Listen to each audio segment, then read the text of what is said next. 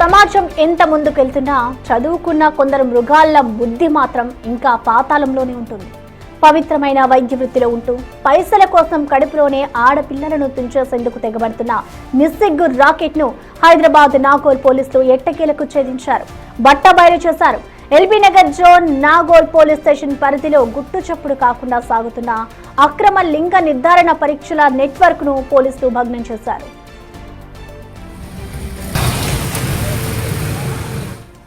నాగోల్ పరిధిలోని కేసరి క్లినిక్ వేదికగా కొందరు పైసల పిచ్చోళ్లు అక్రమంగా గర్భస్థ శిశువుల లింగ నిర్ధారణ పరీక్షలు చేస్తున్నారనే నమ్మకమైన సమాచారం పోలీసులకు అందింది.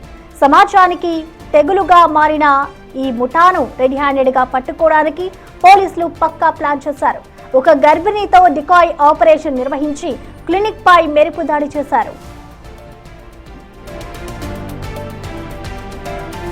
ఈ దారుణానికి ఒడిగడుతున్న సదరు క్లినిక్ డాక్టర్ తో పాటు అతనికి వత్తాసు పలుకుతున్న డాక్టర్ అసిస్టెంట్ ను పోలీసులు అక్కడికక్కడే అరెస్ట్ చేశారు.